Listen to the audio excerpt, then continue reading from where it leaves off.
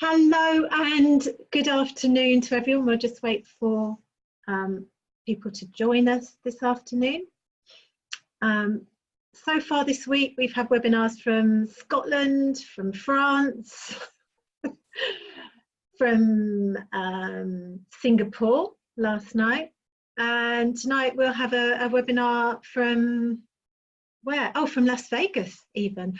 But this afternoon, we are live. Josh is live from Beckenham, which is precisely about 3 miles down the road from me. Okay, let me just start sharing the slides as you join us.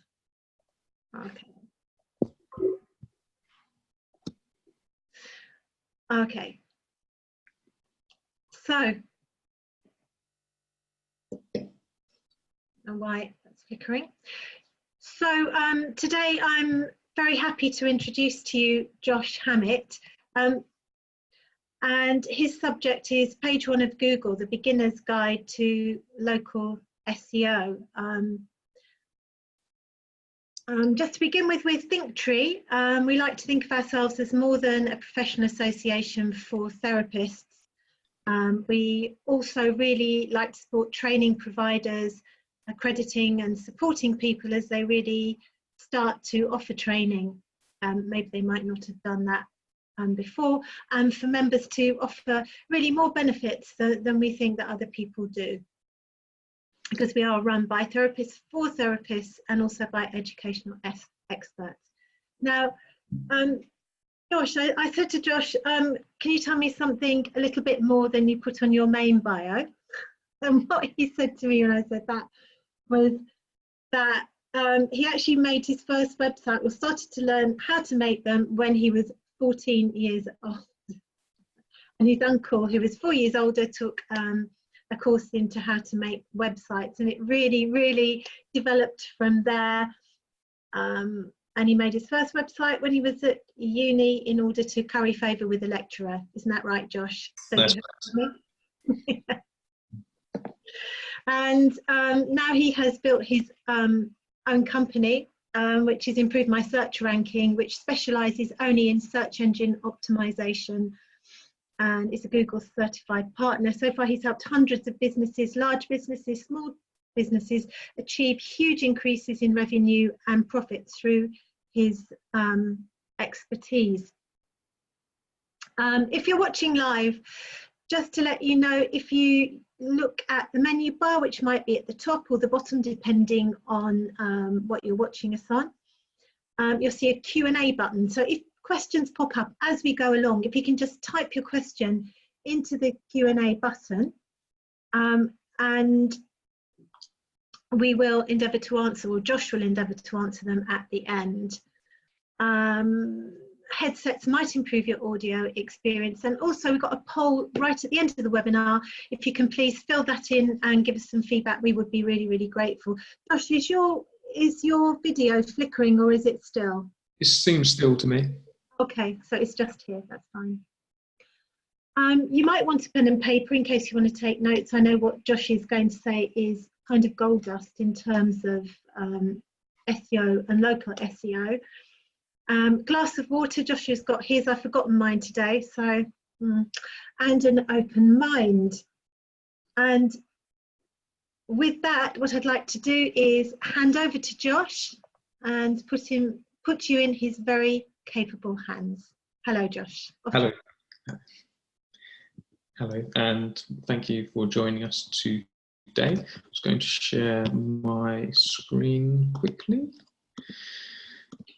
Right. So today I'm going to be delivering a presentation entitled The Beginner's Guide to Local SEO.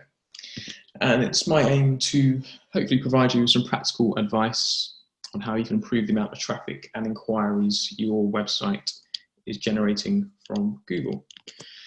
For those of you that don't know what SEO is, SEO stands for Search Engine Optimization, and it is essentially the process of improving the position of a web page in Google for a particular keyword or set of keyword phrases with the end goal in mind to generate more traffic and sales for your business. Local SEO is a particular branch of SEO that relates to any type of keyword that has a local intent. So any sort of phrase that includes a local town or area. So there's a few examples there on the screen. Local SEO also encompasses phrases such as pizza restaurants near me. So if you use the phrase near me, that's also related to local SEO. Local SEO specifically helps you appear in the two areas shown on the screen here, the map pack results and the organic listings. Now these two areas make up around 80% of all clicks in Google from local search queries.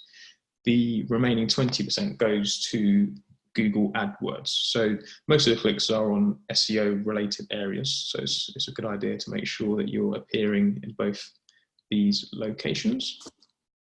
Now, before I go into detail into the exact strategies you can use for your business to help it generate more traffic and sales via SEO, I thought I would run through two very quick examples of SEO case studies that outline how SEO can be really beneficial to a local business, and also to run through these 4 reasons why I think local SEO would be important to your business.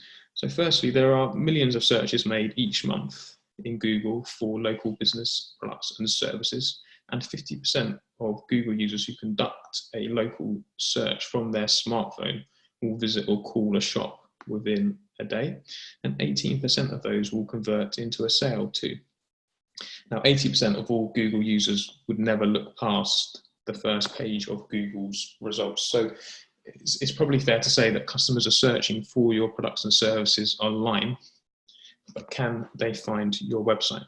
And if not, hopefully today we'll rectify that. So here is the first of 2 examples. So Carpet Bright UK are a carpet cleaning company based in London. And before they embarked on a local SEO campaign, their site generated around 2 inquiries per month.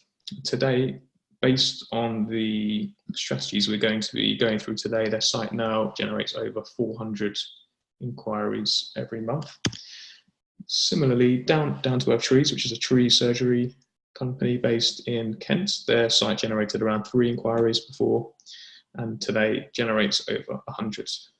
They use pretty much identical strategies to Carpet Bright, and as I mentioned, we'll be going through the strategies we use for them later on in this presentation.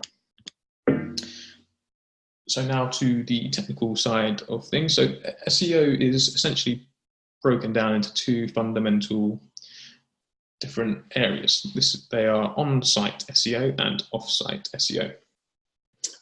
On-site SEO relates to about 40% of where you appear in Google, and off-site makes up the remaining 60% of where you appear.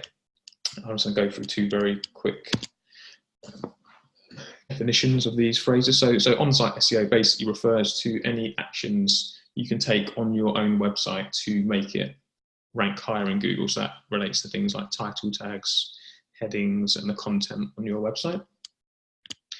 And off-site SEO, this refers to actions taken off and outside of your website. So this is things like how many reviews you have, how many backlinks you have, and similar things. So we're going to be going through some concepts for both on-page and off-site SEO in this presentation. Now, there are 4 pillars of local SEO success, and these are keyword research, on-site optimization, Google My Business, and off-site SEO. So these are 4 key areas that we're going to be working on today. The first 2 relate to the on-site optimization, and the second 2 are more about off-site SEO. So firstly, and most importantly, we have keyword research. So in my opinion, this is actually the most important element of any SEO campaign. If you get this right, it really does help make everything else you do with your campaign so much easier. So with keyword research, basically you can find out the exact phrases your potential customers use to find a business like yours. In addition, you can find out exact amount of demand for your product and services. So you can find this information through the use of free tools. For example, there's a free tool called Uber Suggest, which you can use. There's another tool by Moz and SEMrush, but today we're going to be going through Google's keyword planner tool. So you can access this tool yourself via the link on this screen. But before you go about using this tool, I'd actually recommend sitting down with a pen and paper and brainstorming for 15-20 minutes the potential keyword ideas you believe your potential customers would use to find a business like yours.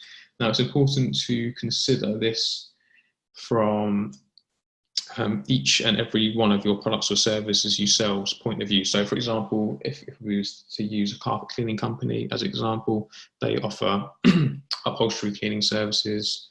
Perhaps they do driveway cleaning. Maybe they do mattress cleaning, and so it would be a good idea to brainstorm a list of ideas for each and every single product or service that you sell. Once you have that list, you can basically just copy and paste it into this tool. Once you log into the web page listed on the screen now, you'll first see the screenshot on the right hand side. You press the little arrow button and that will take you to the screenshot at the bottom. If you copy and paste your keywords in there, you'll then see the next screen. So on the right hand side now, you can see, actually if I just go back one page, so I've entered 3 keywords here: hotels in Bromley, accommodation in Bromley, B&B in Bromley. Now on the right hand side, you can see these keywords in the screenshot. Now to the right of those phrases, the Google Keyword Planner shows us how many times on average those phrases are searched for on a monthly basis. So you can see hotels in Bromley gets 2,400 searches per month.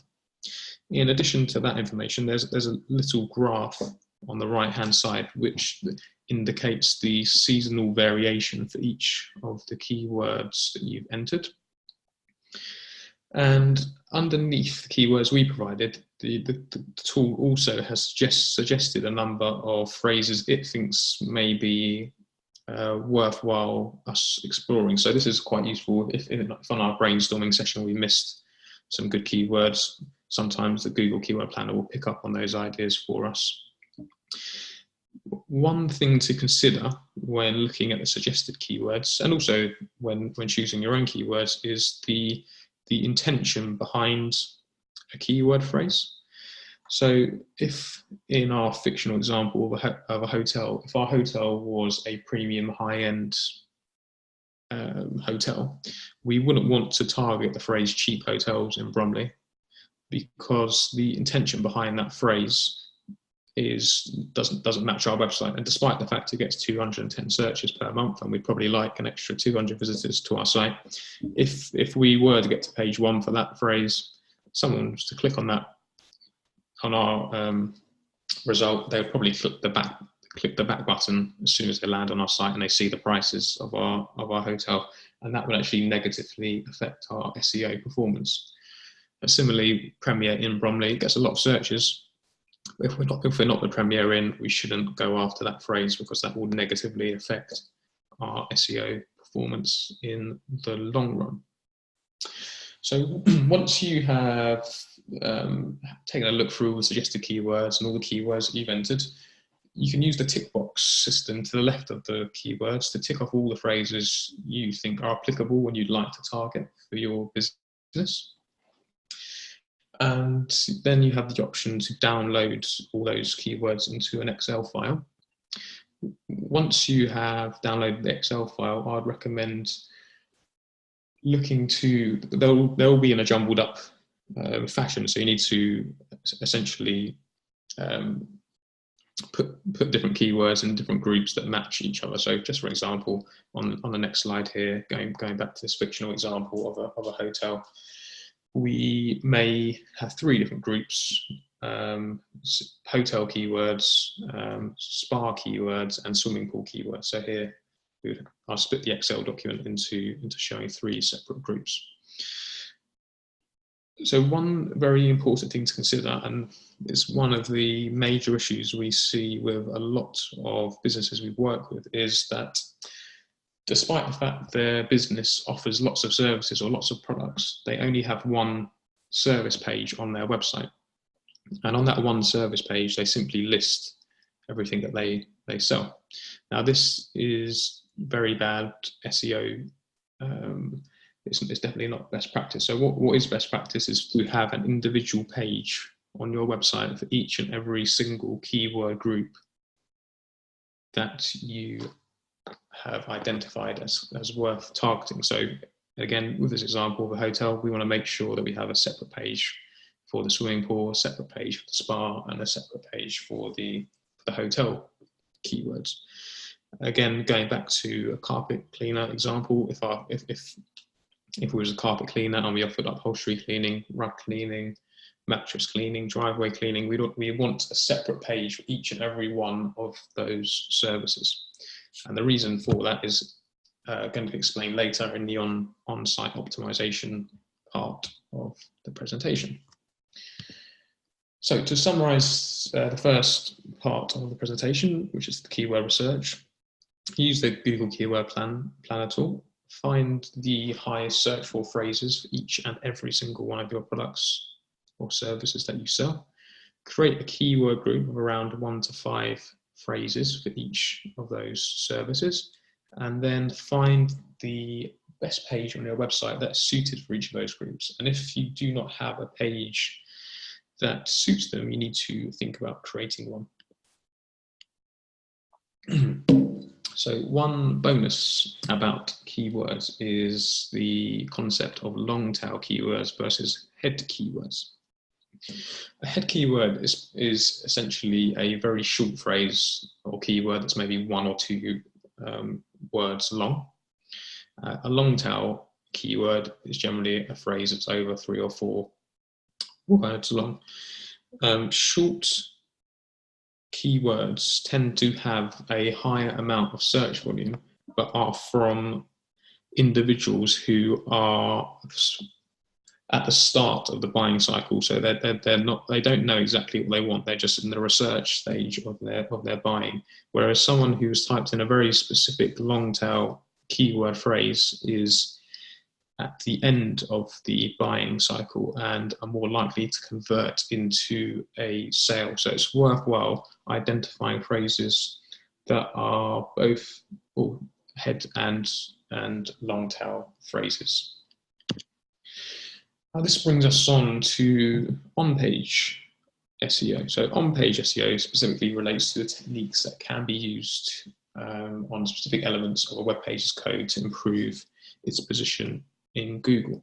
So what we want to do so in section 1, we've highlighted our keywords. We now want to reflect these keywords on our website in the areas we're going to talk about now. So basic on-page SEO elements include the title tags, meta descriptions, URLs, heading tags, image file names, and alt text, and the overall content. So as I just mentioned, we need to make sure we reflect our keywords we found in section 1 in each of these areas. And we need to do that on a page-by-page basis. So here is what I call the anatomy of a perfectly optimized local SEO page. There are 10 factors on this page, and I think there's 2 more on the next slide. And if you were to optimize each of these points, then your website would be in a good position to maximize its performance in Google. So this is Carpet Bright UK, the example we mentioned earlier, who went from 2 inquiries a month to over 400. And what we did for them is we realized that there was excellent demand for carpet cleaning in a number of areas in the southeast of England. So we developed hundreds or 180 individual location pages for carpet cleaning. And on each of these 180 pages, we optimized each of these 12 areas to reflect the best keywords for each of those locations. So the main keyword for this web page is carpet cleaning in Keston, because we found that had the most search volume.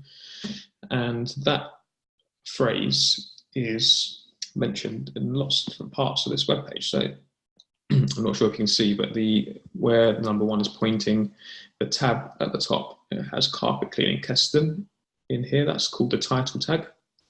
And the URL is /carpet cleaning Keston. So what you can see there is we plugged in our keywords into these areas, and essentially what we're doing with this and with all the points on this page is actually we're trying to signpost our website to make sure that Google understands what it's about, so it can show it for the keywords that are most relevant to them. So firstly, and most importantly, make sure you have your keyword in your title tag and in your URL. Next, we have a local phone number. So one issue we see with a lot of local businesses is they list a mobile phone number or a free phone number. So Google can understand the locality of a phone number, and if you use a local phone number, you get a boost in your ranking positions, essentially. So make sure you use a local phone number. And if your business serves a number of different local areas, and you have different offices, different practices, and different locations, then it is a good idea to make sure that you have separate phone numbers for each of those areas.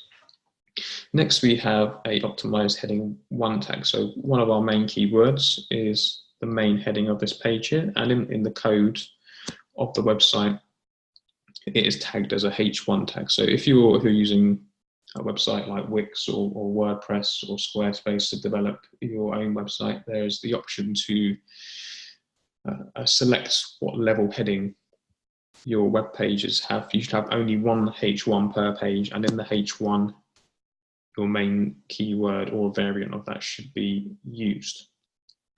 Next, we have an image file name and image alt text. So this image, before we uploaded this image to the website, we renamed the file carpetcleaninginkeston.jpg, and then we uploaded it to the website.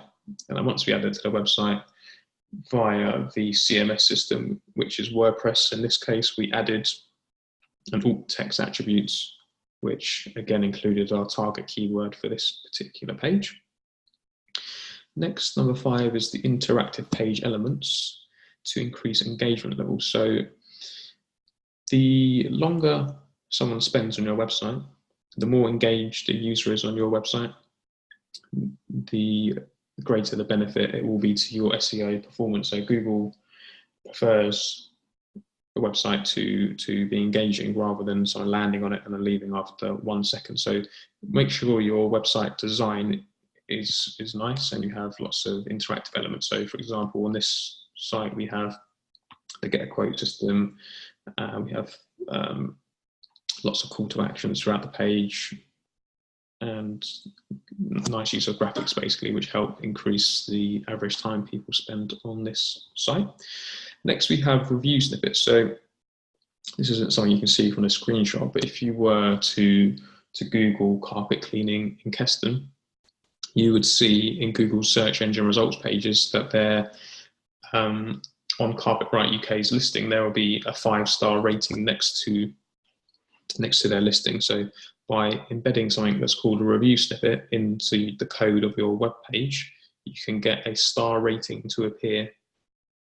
This basically helps your listing stand out against the competition and increases the click-through rate from Google to your own website. Next, another thing you can't see, but is a fast page load speed. So Google's gone on record to say that the faster your site loads, the better. I'd recommend you look to make sure your site loads in under 2 seconds. There are a number of tools you can use to actually check how fast your site loads. So if you were to Google Pingdom site speed test or GT metrics, or Google has its own tool called the Google Page Insights tool, which you can use to analyze how quickly your website loads. And each of those tools actually shows you what's wrong with your site from a speed point of view and how you can go about improving them. Next, we have an optimized heading 2 tag. So this, again, is something we tagged in the code to be a subheading.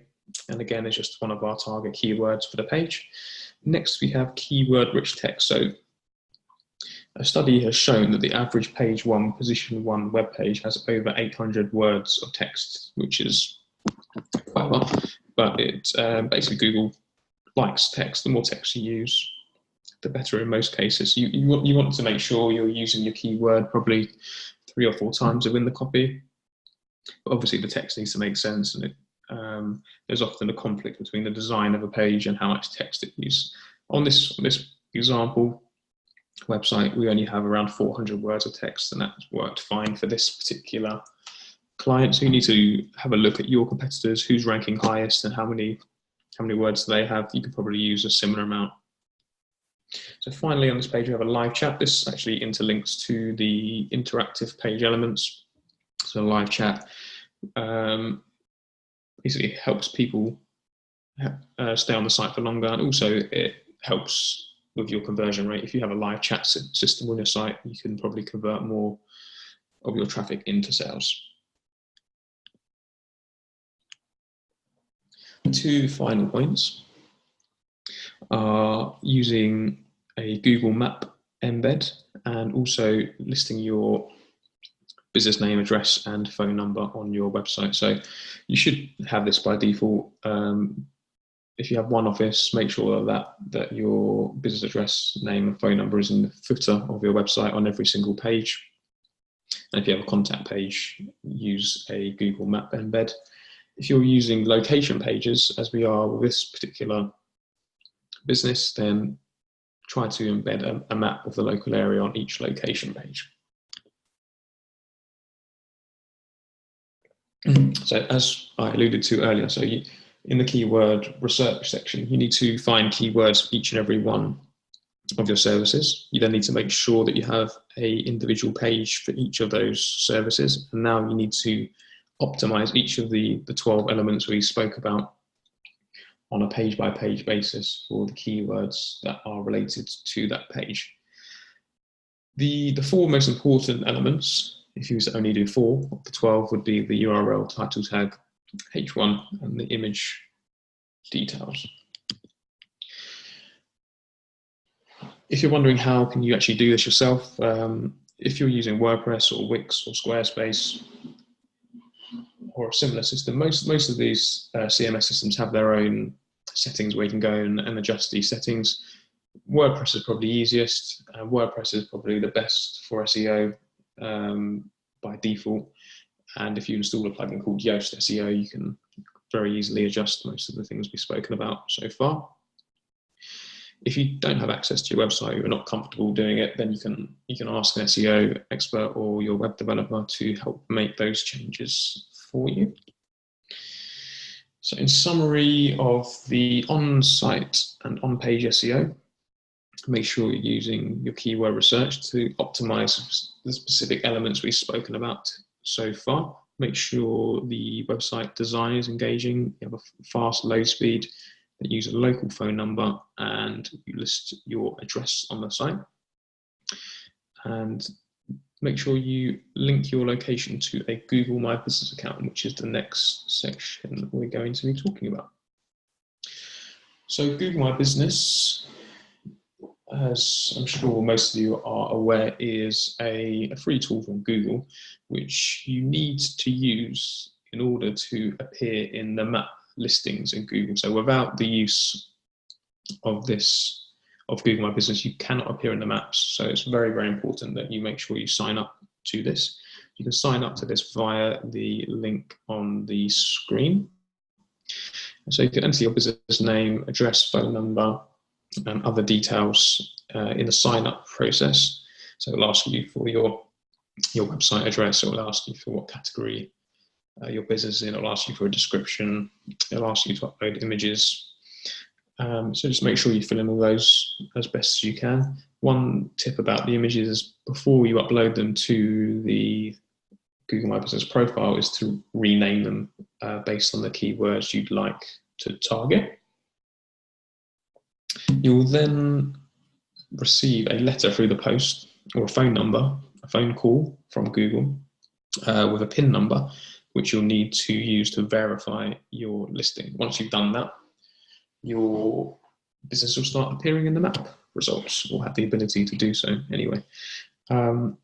Another important thing to consider, and as we sort of mentioned just a few minutes ago, make sure that you list your business information in your website's contact page and footer area of your website on every single page, and make sure that it matches up exactly as how it's written on your Google My Business profile. Now, if these are some extra tips for Google My Business, if you have multiple locations, then it's a good idea to set up multiple separate Google My Business profiles for each of those locations, and to make sure that you have individual pages for each location on your website,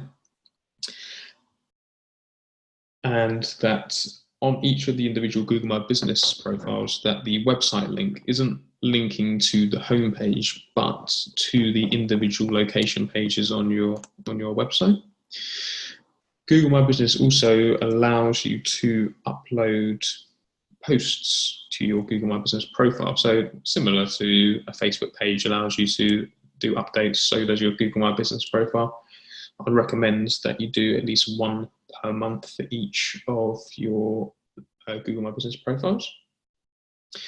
Another advanced tip for images is, before you upload them, you can use certain software or websites. If you just Google geotag image software, you can find some that allows you to basically tell Google this photo was taken in this particular area, which again is a positive for your local SEO if you tag it in the area that you want to appear in.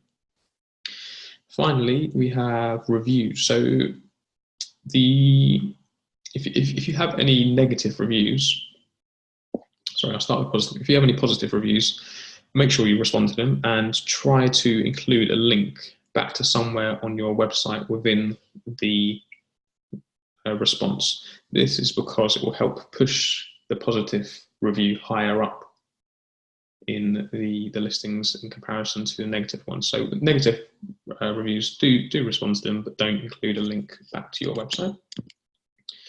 The last point about reviews is that the number of reviews you have directly impacts your positions in the map listing. So try to get as many reviews as you possibly can. And in addition to improving your position in the map results, reviews on Google My Business, as well as things like Facebook, Yelp, Foursquare, etc., they all actually have a small impact on your overall SEO performance in the organic listings as well. So not just the map results, but also the organic listings. So try to get as many reviews as you can. So finally, the final section is backlinks and business listings. This is probably the area most people don't really understand. It's probably the most difficult to get good results in. So a backlink, for those of you that don't know, is essentially a link between one website and another. The more links you have from external websites, the better your chances will be of ranking higher in Google. Essentially, each backlink is like a vote. The more votes you have, the higher you are going to appear. So you can use tools like Ahrefs or Moz to analyze your website's backlink profile to see where you have backlinks. And you can also use the same tools to analyze your competitors' backlink profiles and see perhaps if there are any opportunities for you to get more links from similar places to where your competitors have. The two screenshots at the bottom are just examples of backlinks to our website. So the one in the bottom right, it's just basically I've been quoted in an editorial with a bit of text here, and the link here is linking back to our website. The one on the left is a website that essentially just republishes or links out to our blog articles. Here are some ways you can go about acquiring backlinks yourself. So firstly, and most easily, is through any business relationships you have. So if you know anyone who runs a business, or any partners, suppliers, if you can inquire and see if they would be open to allowing you to get a link from their website to yours, perhaps from their blog or somewhere on the website, maybe as a testimonial. The next easiest way would be through creating business listings and citations. So a business listing is simply basically a directory, like the Yellow Pages, for example, where your business name, address, and phone number is mentioned, as well as a link back to your website. Now, a lot of these directory sites, once you sign up, will try to upsell you lots of different services, but you don't need any of those. All you're after really is the link from their directory to your website. Another good way to get a backlink is through sponsoring local events and teams. So we actually sponsor a local school and a local football team, and on both of their websites, we have a link back to ours, which is benefiting our SEO. Another idea you can use to acquire backlinks is the development of high quality resources on your own website. So what I mean by this is the development of blog articles or tools or calculators or any sort of content on your website that is highly useful and resourceful that other people may find useful. So as an example, so we developed a 13,000 word guide on how to undertake a local SEO campaign. And that article alone has, I think it's just over 100 backlinks to it from other SEO type websites and blogs and magazines that link to it, because it basically benefits their readers. Next we have blogging and interviews. So you can try to arrange interviews or guest blog opportunities, or reach out to people, to blogs, magazines, local websites, communities, etc., and see if you can persuade them to interview you or allow you to publish a blog on their site, which includes, again, a link from their site to your website. So here are just a few business listings you can use to get started.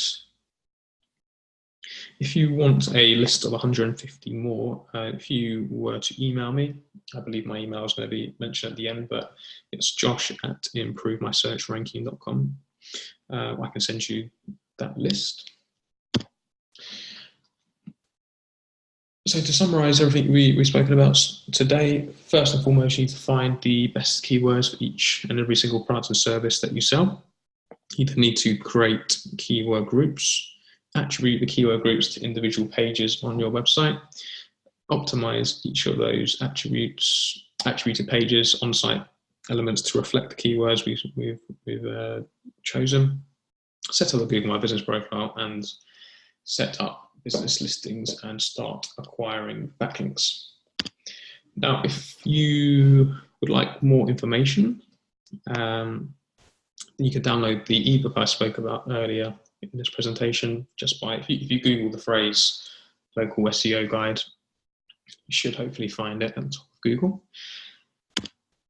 But if you prefer not to read that long guide and you'd like someone else to do the work for you, if you were to follow the address on the screen, then one of the team or I will take a look at your website and we will put together a free SEO report, which will basically highlight everything that needs to be done to make sure it appears as highly as possible in Google. And that's it. I hope you found this presentation useful. Hi, Josh. Hello. Hiya. Thank you so much for that. No. I know we've got one question I've got. Christina actually says to everyone, really useful, thank you. And I think Christina actually had a question, came quite early on and very pertinent. She said, does Google not penalise for duplicate pages? Yes, so you shouldn't duplicate pages that you have on your website. Every page should be completely unique. So I mentioned we made 180 different location pages. So each of those pages has completely unique content. Okay, and I know we've kind of been talking earlier very much about social media versus SEO, and so it'd be really interesting in your thoughts on really what's the difference between social media marketing and SEO marketing, and perhaps why you think, I mean you would do, but why you personally think that SEO marketing is superior to social media marketing. So the main reason why I think SEO is a better form of marketing in comparison to social media is that with SEO, if there is intention, so if someone's using Google to find a business or a service, they're specifically going to Google and they're trying to find something. They have a high intention of actually buying that service or product. Whereas with social media, there is no intention. Basically, you're interrupting someone from doing what they went on social media to do in the first place, and therefore they're less likely to take action and to buy. So that's the main reason. Right. Karen Shaw has just said, do you need to put an image on each page for higher ranking? Will it help if you do that? Yes, it would do. So the average page one, position one web page has over 5 images per page. So yes, more images, and make sure the images are optimized as well from the file name and the alt text. Yeah. And Michelle actually said, yeah, also really useful, thank you. But she said also, so she mentioned including keywords in the title tag. Is there just one title tag for the whole website, or are they different for each page? So title tags are different on every single page. They're unique to each page.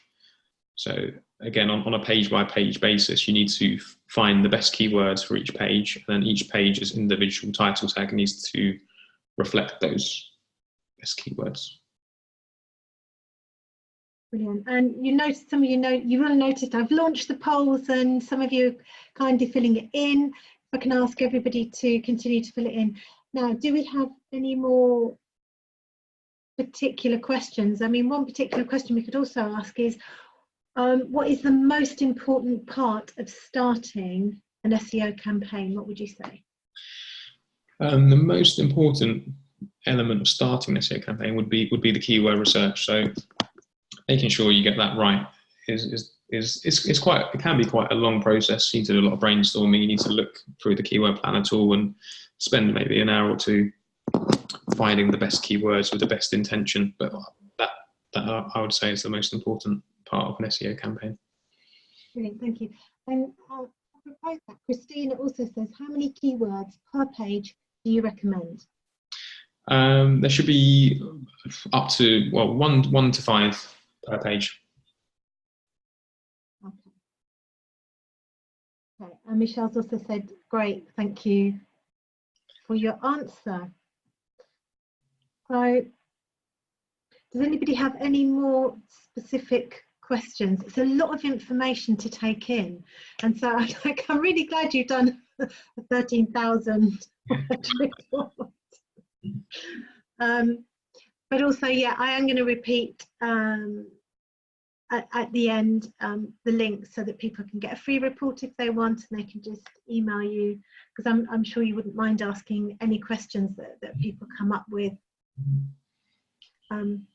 Particularly, I think from, you know, if we're thinking about therapists, then, you know, dividing so many therapists are actually multi-therapists, and so what you would say for their point of view is that having an individual page for each individual therapy is going to be particularly important, so as not to confuse Google. Yes, definitely. So it's a good idea to have an individual page for each variant of the service that you provide, and also for different areas as well. So you should have a different page for each area too. Oh, so for instance, so if you've got a clinic in Beckenham and a clinic in Tunbridge, staying in Kent here. So you'd have, I don't know, reflexology in Beckenham, reflexology in Tunbridge. Yeah. Tunbridge, because the thing would be, I think what people would normally say is I provide services I do this clinic in Beckenham and Tunbridge, but what you're saying is for Google to understand, they actually need to have 2 different reflexology pages if they do the reflexology, one for Beckenham, one for Tunbridge. Yeah, which is the kind of thing you just wouldn't absolutely think about at all. It's like everything you have to see if you do want to hit your local market through the lens of Google, which is a pretty funny lens. Yeah. Which is a pretty funny lens to view anything through, really. Yeah, definitely. Yeah, definitely. But yeah, you just have to do what Google wants, and then yeah, so having separate pages for each location you target, definitely a good idea. Yeah, and I mean, people also tend to sometimes say, "Oh, Google's always changing the whole time. The algorithms are changing." Would you say that what you've been sharing today is pretty constant? Yeah, so what we spoke about today is basically the fundamentals, and really hasn't changed in over 10 years. So making sure you get your keywords right, and the on-site SEO, which is really what you need to do to get your site with even with a chance of ranking, that stayed the same for 10 years.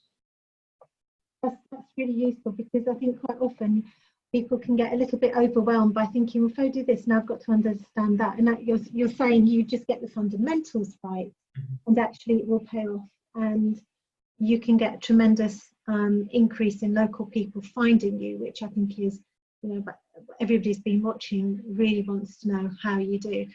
So if there are no more questions, I am going to bring it to a close. Thank you to everyone who has filled in the polls so far. Let me just share the final. As ever. Okay. Whenever I do this, and I've done it before, and I do not get why it works this way. If I go back to the slideshow, it just won't show. There we go. So many thanks to Josh and to everybody here who's seeing it now, who's seeing it in the future.